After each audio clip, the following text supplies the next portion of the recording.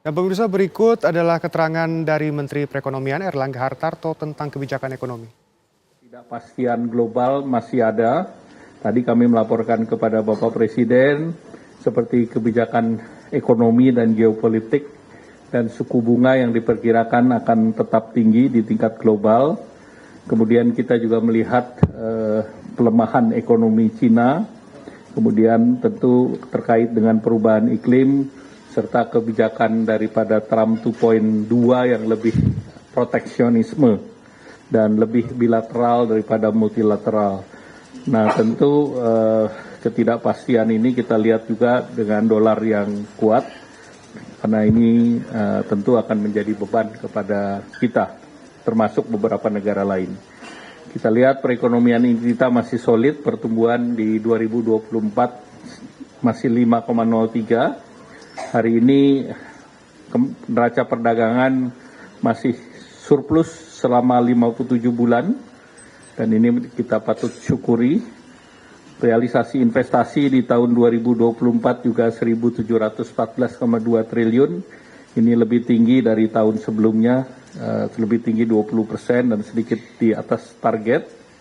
Cadangan devisa juga terjaga baik di tahun Januari ini 156 miliar. Nah itu setara dengan hampir 8 bulan import. Kemudian dari segi ekspor SDA dari pertambangan hampir 102,8 miliar di tahun lalu. Perkebunan 46,7, kehutanan 10,5 miliar, perikanan 6 miliar, dan sektor tersebut mencakup 62,7% dari total ekspor kita di tahun 2024 yang totalnya 264,7 miliar. Oleh karena itu, pemerintah menetapkan kewajiban DHI SDA ini dalam sistem keuangan ditingkatkan menjadi 100% dalam waktu 12 bulan. Dan ini berlaku untuk sektor pertambangan, perkebunan, kehutanan, dan perikanan. Yang dikecualikan adalah sektor minyak dan gas bumi dengan tetap mengacu kepada ketentuan PP 36 tahun 2023. Pemerintah terus menjaga keberlangsungan usaha eksportir sehingga mereka dapat menggunakan devisa hasil ekspor yang dapat beberapa jenis penggunaan yang diperbolehkan adalah penukaran ke rupiah di bank yang sama untuk menjalankan kegiatan operasional dan menjaga keberlangsungan usaha, pembayaran dalam bentuk valuta asing atas kewajiban pajak, penerimaan negara bukan pajak, royalti dan kewajiban lain kepada pemerintah sesuai dengan perundang-undangan, pembayaran dividen dalam bentuk valuta asing, pembayaran pengadaan barang, jasa, bahan baku, bahan penolong atau barang modal yang belum tersedia dan namun sebagian tersedia dengan spesifikasi tertentu di dalam negeri dalam valuta asing, kemudian pembayaran atas pinjaman untuk pengadaan barang modal dalam bentuk valuta asing. Pemerintah, Bank Indonesia, dan OJK juga diharapkan tetap memberikan fasilitas dukungan dan insentif, antara lain insentif fiskal dalam tarif PPh 0% untuk pendapatan bunga dari penempatan SDA. Kalau tidak penempatan DHE SDA biasanya dikenakan 20%. Kemudian instrumen penerimaan DHE sebagai agunan kredit rupiah, kemudian underlying transaksi foreign exchange swap antara nasabah dan perbankan, kemudian swap lindung nilai antara bank dan BI. Kemudian penyediaan dana dijamin oleh agunan tertentu, baik dalam bentuk tunai seperti giro, deposito tabungan, dan memenuhi persyaratan tertentu. Ini dikecualikan dari perhitungan batas maksimum pemberian kredit. Jadi BMPK-nya tidak diperhitungkan. Nah, PP nomor 8 berlaku 1 Maret.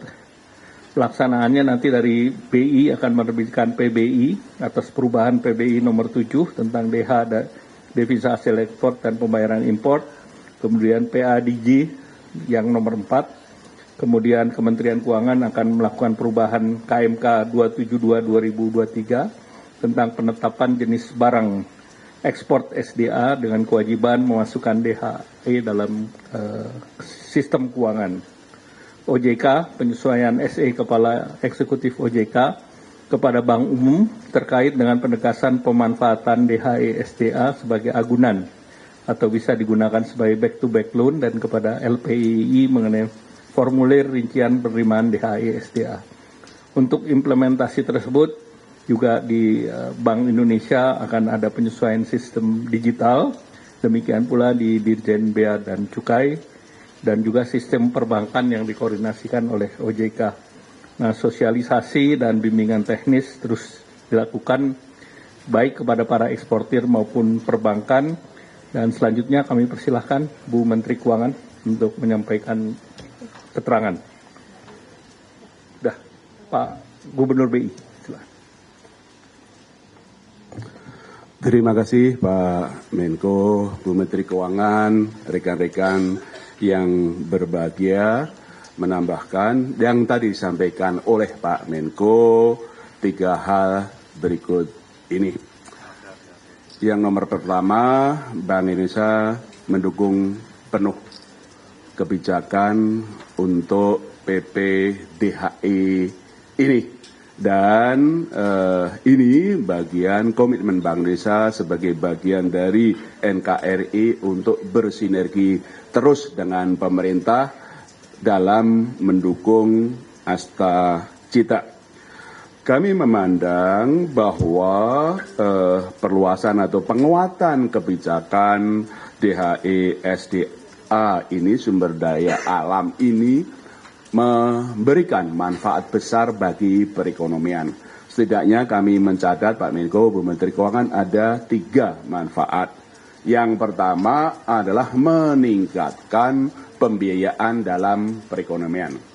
Dengan kewajiban-kewajiban DHE SDA yang tadi disampaikan oleh Pak Menko, devisa hasil ekspor dari SDA akan lebih banyak masuk ke rekening khusus di sistem keuangan Bank Indonesia. Dan karena itu semakin banyak akan dimanfaatkan untuk pembiayaan perekonomian dan karenanya mendukung pertumbuhan ekonomi yang lebih tinggi. 1, manfaatnya ya meningkatkan pembiayaan perekonomian kita dan mendukung pertumbuhan ekonomi.